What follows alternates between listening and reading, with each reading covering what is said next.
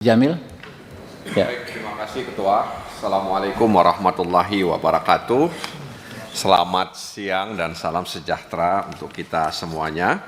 Pimpinan dan Bapak Ibu, anggota Komisi 3 yang saya hormati, anggota Majelis Kehormatan Mahkamah Konstitusi yang hadir di sini karena Pak Ridwan Mansur sedang mengikuti kegiatan sidang di Mahkamah Konstitusi sehingga yang hadir adalah Pak Idewa Gede Palguna dan Pak Yuliandri.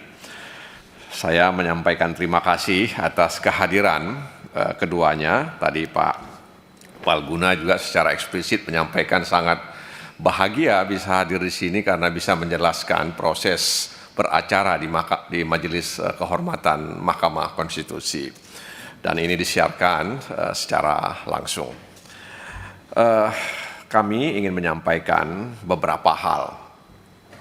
Yang pertama terkait dengan perbedaan PMK nomor 1 tahun 2023 dan PMK nomor 11 tahun 2024. Di mana di situ disebutkan bahwa kalau PMK nomor 1 tahun 2023 itu prinsip kerjanya itu fokus pada penindakan laporan pelanggaran etik. Sementara PMK nomor 11 tahun 2024 itu prinsip kerjanya menekankan pada prinsip sabta, karsa, hutama, dan kearifan konstitusional. Dan kita tahu sabta, karsa, hutama itu mulai dari independensi ya 1 sampai 7 itu soal kearifan.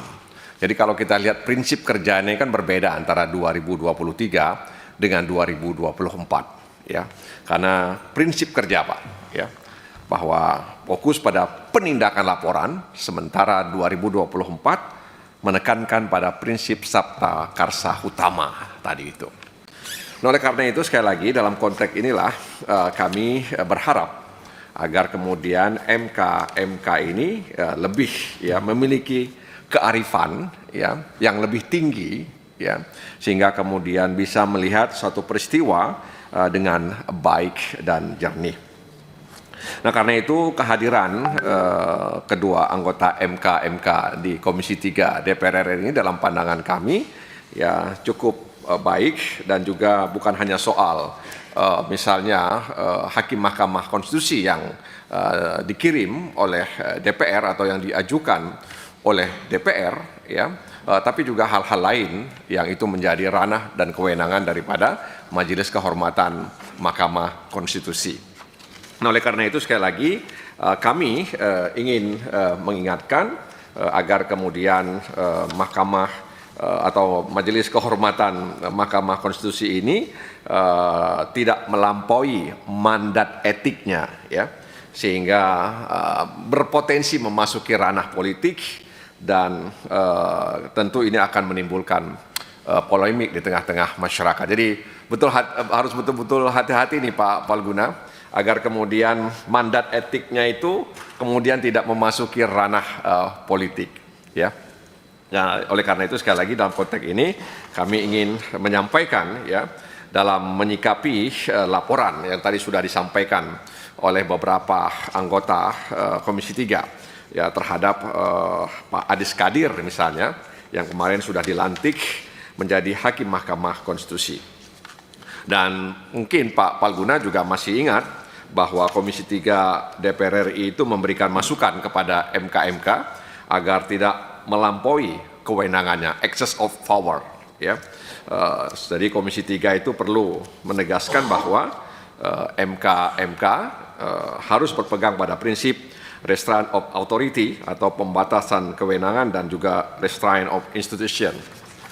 Nah, argumen ini Pak Palguna dan Pak Yuliandri menekankan bahwa kompetensi absolut MK adalah sebagai barikade etik bagi hakim yang sedang menjawab, ya. Jadi post factum, ya. Jadi bukan untuk menilai atau menganulir ya proses seleksi yang merupakan mandat konstitusional sebagai atau lembaga pengusulnya. Nah, oleh karena itu DPR atau kami di dalam ini memandang bahwa setiap upaya ya untuk mempertanyakan kembali ya, keabsahan pengangkatan hakim yang sudah dilantik melalui keputusan Presiden beresiko menjadi bentuk pembangkangan terhadap konstitusi dan dapat merusak marwah ya kepresidenan serta parlemen. Itu dalam pandangan kami, Pak. Ya. Dan di era demokrasi kan orang bisa berpandangan ya, karena kita tahu bahwa republik ini kan res publica, bahwa negara ini milik publik di mana kedaulatan ada di tangan rakyat. Jadi setiap individu, setiap warga negara, bahkan kami yang ada di dalam ini juga memberikan pandangan. Oleh karena itu, prinsip kepantasan dalam etik harus dimaknai sebagai menghormati asas presumption of constitutionalism. Ya, ini anggapan bahwa setiap tindakan lembaga negara adalah konstitusional sampai terbukti sebaliknya melalui mekanisme yang tepat. Oleh karena itu sekali lagi memang saya mencoba untuk men-tracking beberapa berita di media terkait misalnya ketika seorang Arsul Sani ya dituding ya, saya bilang tidak dituduh tapi dituding memiliki ijazah palsu misalnya. Itu ada pernyataan Pak Palguna di media online yang dikutip oleh teman-teman media. Mereka bertanya, Pak Palguna itu heran dengan sikap orang-orang yang melaporkan ke Bareskrim ya. Seharusnya kan orang-orang itu datang ke DPR, kata Pak Palguna. Ya datang ke DPR dong, tanya gitu, karena begitu ya.